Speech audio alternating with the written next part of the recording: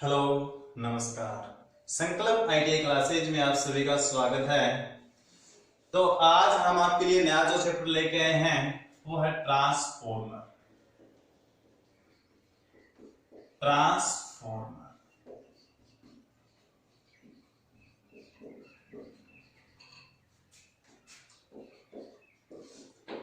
आज हम अपन अध्ययन जो करेंगे वो करेंगे ट्रांसफॉर्मर के ऊपर। ट्रांसफॉर्मर होता क्या है, इसका सिद्धांत क्या होता है, ट्रांसफॉर्मर को कहां पे उपयोग में लिया जाता है, ट्रांसफॉर्मर के कौन कौन से भाग होते हैं, इसकी कौन कौन सी क्षतियां हानियां होती हैं, इन सारे के बारे में अपन चर्चा करेंगे। तो देखो हम हेडिंग डालते हैं ट्रांसफॉर्मर। तो बच्चों आपने जो ट्रांसफॉर्मर है ये इसको कई जगहों पे देखा होगा। जैसे मोस्टली तो अपन जहां पे बिजली का काम देखते हैं, जैसे हमारे कुओं के ऊपर ट्रांसफॉर्मर लगा होता है। हम जहां कहीं शहरों में जाते हैं तो वहां पे भी हमें एक ट्रांसफॉर्मर की आकृति जैसा दिखाई देता है, वो ट्रांसफॉर्मर ही होता है। ठीक है, तो ट्रांसफॉर्मर जो होता है वो कहां पे लगाते हैं, क्यों लगाते हैं, कैसे लगाते हैं, ठीक है, उस सभी के बारे में अपन अध्ययन करेंगे। तो स्टार्टिंग से इसके इंट्रोडक्शन के बारे में अपन देखते हैं। तो ट्रांसफॉर्मर जो होता है यह एक स्थैतिक युक्ति होती है। कौन सी युक्ति होती है? स्थैतिक युक्ति होती है। स्थैतिक का मतलब कि इसमें जो सारे के सारे जो पार्ट्स होते हैं वो कौन से होते हैं? स्थिर स्वभाव वाले होते हैं। इसमें कोई भी पार्ट चल भाग वाला नहीं होता है। कोई भी पार्ट क्या नहीं होता है? चल नहीं होता है। सारे के सारे होते हैं अचल, यानी कि स्थिर रहते हैं। तो उसको ट्रांसफॉर्मर को कौन सी युक्ति बोलते हैं? स्थैतिक युक्ति कहते हैं। ट्रांसफॉर्मर है, ट्रांसफॉर्मर किसके लिए काम में लिया जाता है? ट्रांसफॉर्मर दोस्तों जो हमारे पास विद्युत धारा होती है, विद्युत धारा को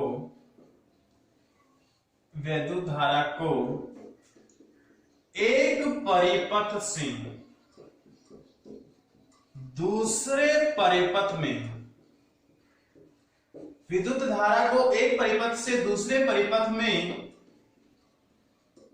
प्रवाहित करने के लिए किया जाता है। प्रवाहित करने के लिए किया जाता है।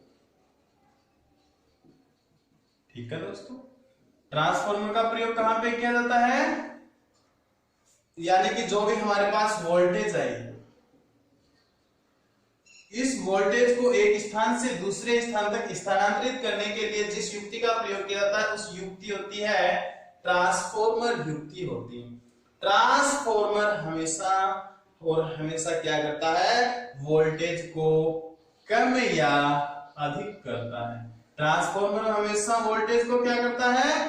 कम या अधिक करता है। ठीक है, यह जो ट्रांसफॉर्मर होता है, यह ट्रांसफॉर्मर जो होता है वो एम्पलीफायर की तरह काम करता है। ट्रांसफॉर्मर किसकी भांति काम करता है? एम्पलीफायर, प्रवर्धक की तरह व्यवहार करता है। एम्पलीफायर की तरह, ठीक है। लेकिन एम्पलीफायर में वोल्टेज भी बढ़ती है, धारा भी, पावर भी, लेकिन इसमें पावर पर कोई भी प्रभाव नहीं पड़ता है। ट्रांसफॉर्मर दोस्तों जो होता है उस ट्रांसफॉर्मर के अंदर पावर के ऊपर कोई भी इफेक्ट नहीं पड़ता है। और एक होती है आवर्ती, और आवर्ती के ऊपर भी कोई प्रभाव नहीं पड़ता है। ठीक है, केवल किस पे पड़ता है? वोल्टेज और धारा के ऊपर। इसी प्रकार से अपन धीरे धीरे अध्ययन करेंगे। तो साथ साथ लिखना भी शुरू कर दो भैया।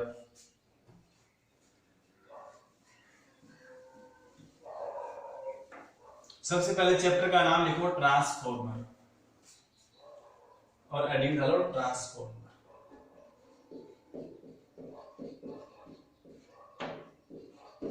ट्रांसफॉर्मर, इसमें फर्स्ट लाइन लिखो, ट्रांसफॉर्मर एक स्थैतिक युक्ति होती है। ट्रांसफॉर्मर एक स्थैतिक युक्ति होती है। और स्थैतिक कैसे होती है भाई? स्थिर स्वभाव, स्थैतिक युक्ति होती है। दूसरी लिखो ट्रांसफॉर्मर के द्वारा विद्युत धारा को एक परिपथ से ट्रांसफॉर्मर के द्वारा विद्युत धारा को एक परिपथ से दूसरे परिपथ में विद्युत धारा को एक परिपथ से दूसरे परिपथ में स्थानांतरित करने के लिए किया जाता है। स्थानांतरित करने के लिए किया जाता है। तीसरी जो लाइन होती है दोस्तों वो होती है ट्रांसफॉर्मर। ट्रांसफॉर्मर जो हमारा होता है, ट्रांसफॉर्मर एसी पर कार्य करता है। ट्रांसफॉर्मर डीसी पे कभी भी कार्य नहीं करता है। अगर डीसी पे लगा देंगे तो इसकी जो वो वाइंडिंग है वो क्या हो जाती है, अभी जल जाती है, खराब हो जाती है। तो ये तीनों बातों को लिखो आप। ट्रांसफॉर्मर एक स्थैतिक युक्ति होती है। ट्रांसफॉर्मर जो है वह विद्युत धारा को एक परिपथ से दूसरे परिपथ में स्थानांतरित करने के लिए किया जाता है। ट्रांसफॉर्मर एसी पर कार्य करता है। अब हम देखते हैं ट्रांसफॉर्मर का सिद्धांत क्या होता है।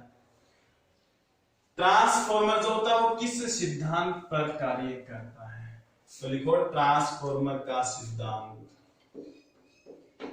नई हेडिंग है, ट्रांसफॉर्मर का सिद्धांत क्या होता है। दोस्तों जो ट्रांसफॉर्मर होता है ये म्यूचुअल इंडक्टेंस के सिद्धांत पे काम करता है, जिसके अन्य नाम है सह प्रेरण, अन्योन्य प्रेरण होता है, पारस्परिक प्रेरण होता है। तो इनमें से आपको कोई सा भी नाम आपको दे सकता है एग्जाम के अंदर। तो ट्रांसफॉर्मर किस सिद्धांत पे काम करता है, तो इसमें लिखो ट्रांसफॉर्मर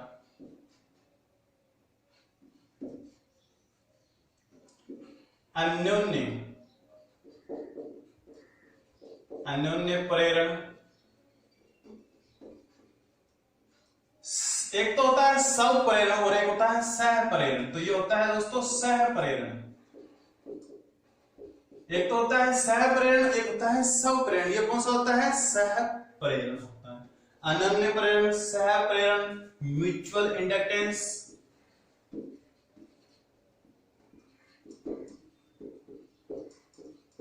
म्यूचुअल इंडक्टेंस या पारस्परिक प्रेरण के सिद्धांत पर कार्य करता है, के सिद्धांत पर कार्य करता है, के सिद्धांत पर कार्य करता है। तो दोस्तों ये ट्रांसफॉर्मर का सिद्धांत हमारे पास, ट्रांसफॉर्मर का अन्योन्य प्रेरण सिद्धांत है, सह प्रेरण सिद्धांत है, म्यूचुअल इंडक्टेंस सिद्धांत है, पारस्परिक प्रेरण सिद्धांत है। तो ये सिद्धांत होता क्या है, तो हमारे पास ट्रांसफॉर्मर कुछ इस प्रकार से होता है दोस्तों। इसमें जो सारी की सारी युक्तियां ये स्थैतिक प्रकार की स्थिर है। इसमें किसी भी प्रकार की जो भाग है वो घूर्णन नहीं करता है, इसलिए इसे स्थैतिक युक्ति बोलते हैं, स्थैतिक युक्ति। ठीक है, ये हमारे पास प्राइमरी वाइंडिंग ले लेते हैं दोस्तों, इसको ले लेते हैं सेकेंडरी वाइंडिंग। प्राइमरी वाइंडिंग से अपन स्रोत को जोड़ देते हैं और यहां से अपन किसी भी लोड को जोड़ देते हैं। ठीक है, ये होता है लोड, ये होता है अपना सप्लाई स्रोत।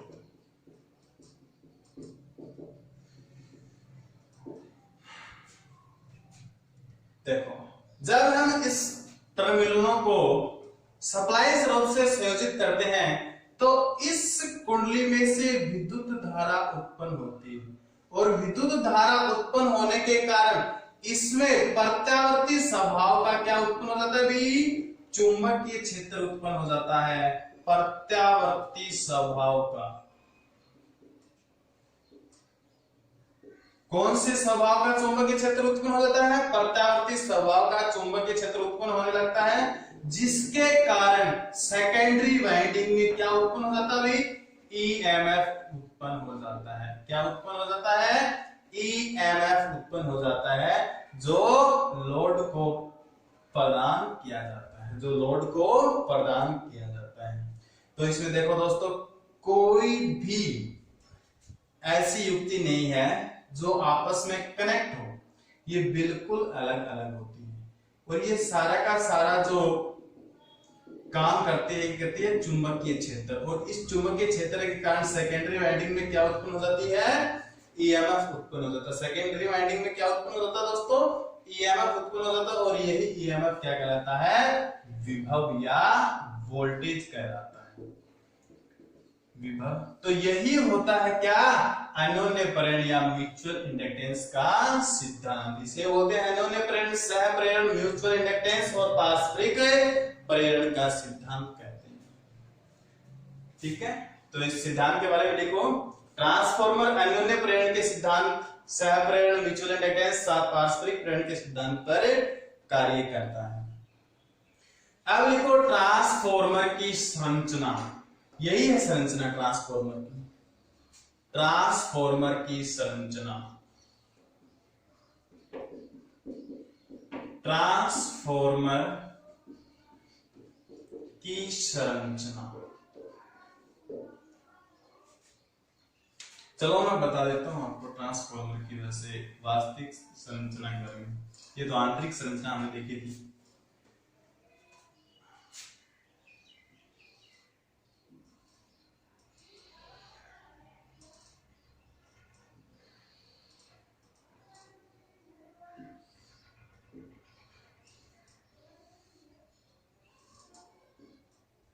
यहां से ये पत्थर है इसका,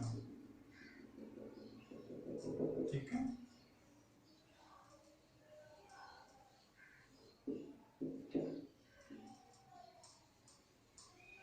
ये ट्रांसफॉर्मर की संरचना होती है। ये जो ये होती है लैमिनेटेड कोर, लैमिनेटेड कोर,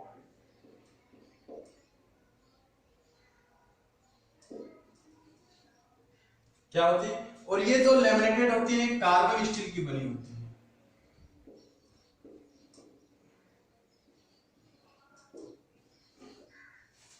ठीक है,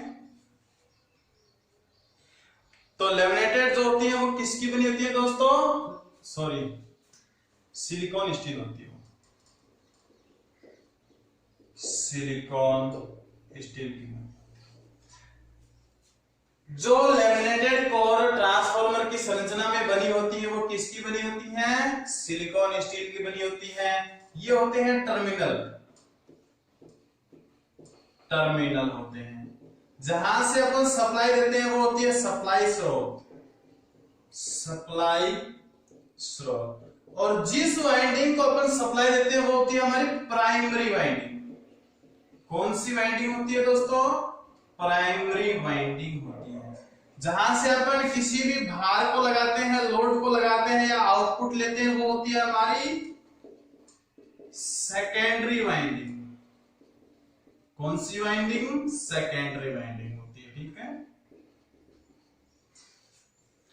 अब देखो इस भाग में क्या उत्पन्न होगा, चुंबकीय क्षेत्र उत्पन्न होगा, और चुंबकीय क्षेत्र उत्पन्न होगा तो इसमें ईएमएफ उत्पन्न होगा, ईएमएफ उत्पन्न होगा तो क्या होगा भाई, इसमें विभव बन जाएगा। ठीक है, ये हो जाएगा हमारा V1 लोड हो जाएगा, ये हो जाएगा V2।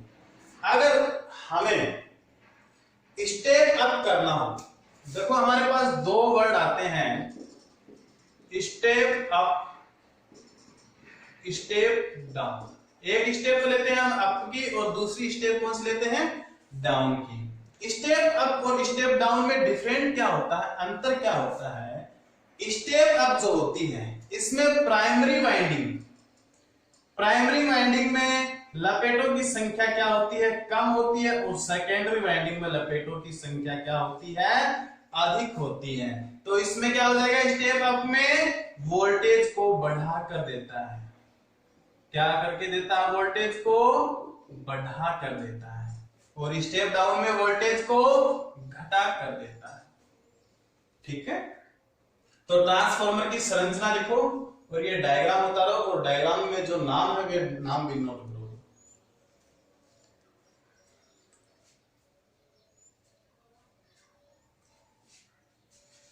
उतार लिया। अब लिखेंगे ट्रांसफॉर्मर के मुख्य भाग, जिनके बारे में बार बार क्वेश्चन आते हैं। तो इसके मुख्य रूप से 4 भाग होते हैं। ट्रांसफॉर्मर के मुख्य रूप से कितने भाग होते हैं दोस्तों? 4 भाग होते हैं। तो लिखो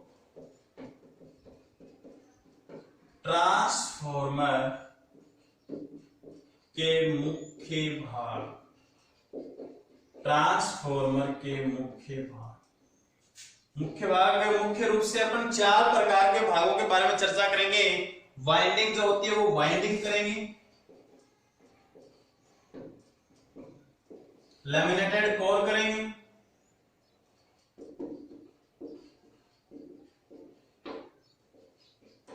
कैंटेनर करेंगे। कैंटेनर गाड़ी वाला नहीं समझना भाई, कैंटेनर इसका भाग होता है ट्रांसफॉर्मर का, ठीक है। और 4 नंबर पर जो आते हैं वो हमारे पास है टर्मिनल, ठीक है। ये मुख्य रूप से 4 भाग होते हैं। तो हम एक एक करके इनके बारे में अध्ययन करेंगे। पहला होता है वाइंडिंग। थोड़ी देर पहले मैंने आपको बताया था वाइंडिंग हमारे पास 2 प्रकार की होती है। एक तो होती है प्राइमरी वाइंडिंग होती है और दूसरी होती है सेकेंडरी वाइंडिंग। प्राइमरी वाइंडिंग और दोस्तों दूसरी जो होती है वो कौन सी होती है? Secondary winding. दूसरी दोस्तों कौन सी वाइंडिंग हमारे पास? Secondary winding. तो हमें देखना कि प्राइमरी वाइंडिंग कौन सी होती है और सेकेंडरी वाइंडिंग कौन सी होती है। प्राइमरी वाइंडिंग वो होती है जिसको स्रोत से संयोजित किया जाता है। तो इसमें लिखो इसको स्रोत से संयोजित किया जाता है, संयोजित किया जाता है। और इसमें लिखो इसको लोड से संयोजित किया जाता है, संयोजित किया जाता है। इसको किससे संयोजित किया जाता है दोस्तों? लोड से संयोजित किया जाता है। जबकि प्राइमरी वाइंडिंग जो होती है उसको हमेशा स्रोत यानी कि सप्लाई स्रोत से या वैद्युतिक स्रोत से। तो यहाँ पे वैद्युतिक स्रोत भी लिख लेना, वैद्युतिक नाम भी लिख लेना ताकि आपको कंफ्यूज ना हो, ठीक है।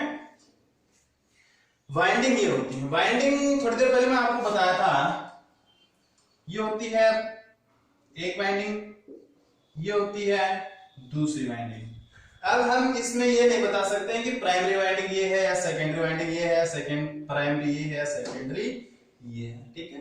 अगर हम इसको इनपुट यहां से देंगे, सप्लाई स्रोत को यहां से संयोजित करेंगे, तब हमें पता चलेगा कि ये कौन सी वाइंडिंग है, प्राइमरी वाइंडिंग।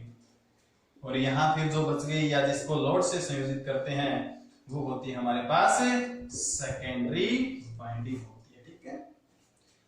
प्राइमरी वाइंडिंग में लपेटों की संख्या ज्यादा होती है सेकेंडरी वाइंडिंग में, या इसमें कम होती है इसमें ज्यादा होती है, यह बात निर्भर करती है लोड के ऊपर कि हमें लोड कितना चाहिए।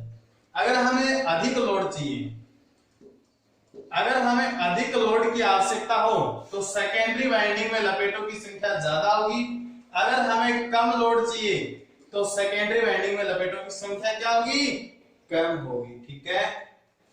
तो पहला भाग लिखो वाइंडिंग और इसके दोनों पॉइंट आप नोट करो।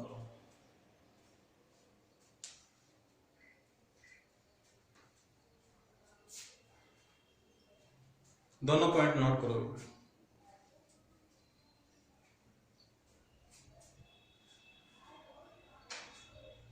ठीक है। नंबर 2 की जो पॉइंट नंबर है उसकी हेडिंग डालो लैमिनेटेड कोर।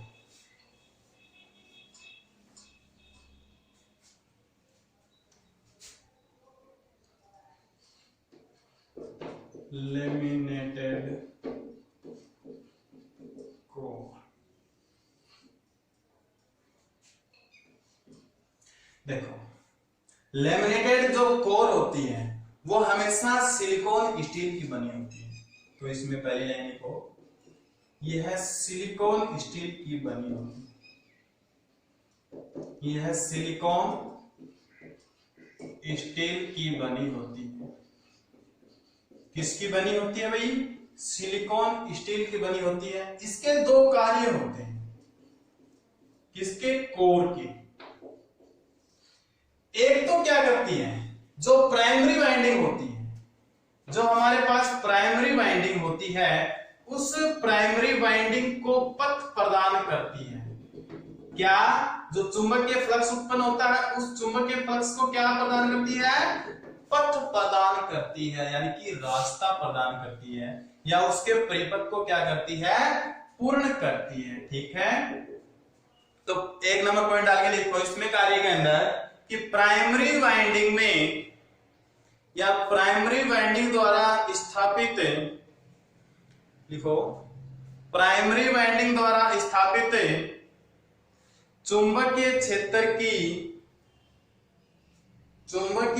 की चुंबकीय बल रेखाओं को मार्ग, चुंबकीय बल रेखाओं का मार्ग पूर्ण करना, पूर्ण करना। नंबर 2 में लिखो आप, प्राइमरी वाइंडिंग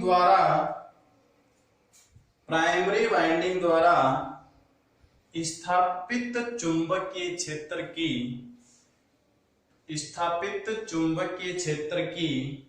अधिक से अधिक चुंबकीय बल रेखाओं को सेकेंडरी में से गुजारना, अधिक से अधिक चुंबकीय बल रेखाओं को सेकेंडरी में से गुजारना। एक तो सिलिकॉन स्टील की जो कार्य होता है वो क्या होता है, प्राइमरी वाइंडिंग में जो फ्लक्स बनता है, जो चुंबकीय क्षेत्र बनता है, उस चुंबकीय क्षेत्र को पूर्ण मार्ग प्रदान करना। और जो दूसरा कार्य होता है, जो सेकेंडरी वाइंडिंग जो हमारे पास होती है, उस सेकेंडरी वाइंडिंग में अधिक से अधिक चुंबकीय क्षेत्र को प्रवाहित करना, अधिक से अधिक चुंबकीय क्षेत्र को प्रवाहित करना। नंबर 3 पे हमारे पास आता है कैंटेनर।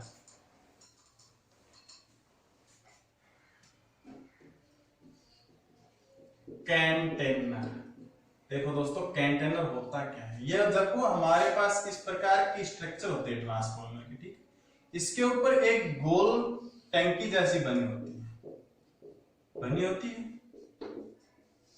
यहां पे इसमें ब्रीदर लगा होता है, ठीक है। ये जो टंकी है, इसको ये जो कंटेनर है, इसको अपन टैंक भी बोल सकते हैं। क्या बोलते हैं, टैंक। इसका दूसरा नाम क्या है, कंटेनर का, टैंक होता है, ठीक है। ये जो टैंक है, ये ट्रांसफार्मर के ऊपर लगा होता है। कौन से भाग में लगा होता है, ऊपर भाग में। इसका कार्य क्या होता है, इसमें देखो ये तकरीबन आधा तेल का भरा होता है, और ये जो तेल होता है, ये तेल होता है विद्युत का कुचालक, विद्युत का कुचालक होता है। क्या होता है, कुचालक। क्या होता है भाई, इसमें विद्युत धारा प्रवाहित नहीं होती। इस कैंटेनर का कार्य क्या होता है, इस कैंटेनर का कार्य होता है ट्रांसफार्मर को ठंडा रखना, ट्रांसफार्मर को ठंडा रखना। तो आप पूछोगे सर कि ठंडा कैसे रखता है। देखो दोस्तों, जब इसमें कोई क्षति आती है या अधिक लोड लेता है, तो इसका ऑयल क्या होता है, गर्म होता है। ट्रांसफार्मर पूरा किससे भरा होता है, ऑयल से भरा। जब इसका ऑयल गर्म होता है तो इसका ऑयल क्या करने लगता है, फैलने लगता है। क्या करने लगता है, फैलने लगता है। तो जो ये आधा रिक्त स्थान है, इस रिक्त स्थान में फैला हुआ तेल पहुंच जाता है, और जब वो क्षति कम हो जाती है या लोड कम हो जाता है, तो तेल पुनः अपनी पूर्व अवस्था में रहता है या फिर सिकुड़ने लगता है, और उस अवस्था में वापस तेल इस ट्रांसफार्मर के अंदर सिकुड़कर चला जाता है, और ये टैंक वापस आधा हो जाता है, ठीक है। तो कंटेनर के अंदर लिखो इसका दूसरा नाम टैंक होता है, इसका दूसरा नाम टैंक होता है। सेकंड लाइन में लिखो, इसमें तेल भरा होता है, इसमें तेल भरा होता है जो ट्रांसफार्मर को ठंडा रखता है, जो ट्रांसफार्मर को ठंडा रखता है। लास्ट जो हमारा 4 नंबर का हुआ, 4 नंबर का वो है हमारे पास टर्मिनल। टर्मिनल के बारे में आपने थोड़ी देर पहले पढ़ा था, ठीक है। टर्मिनल, तो टर्मिनल में लिखो आप, सप्लाई के आदान प्रदान का कार्य, सप्लाई के आदान प्रदान का कार्य टर्मिनलों के द्वारा किया जाता है, टर्मिनलों के द्वारा किया जाता है। थोड़ी देर पहले बताया था, ये ट्रांसफॉर्मर है, इसके जो ये भाग होते हैं, ये भाग, ये टर्मिनल होते हैं। क्या होते हैं? टर्मिनल होते हैं। यहां से सप्लाई का आदान प्रदान किया जाता है, यहां से आदान कर दिया, यहां से प्रदान कर दिया, यहां से आदान कर दिया, ठीक है। कहीं से भी क्या हो, ठीक, लेकिन होता किसके द्वारा है? टर्मिनलों के द्वारा। तो दोस्तों आज के लिए इतना ही, धन्यवाद।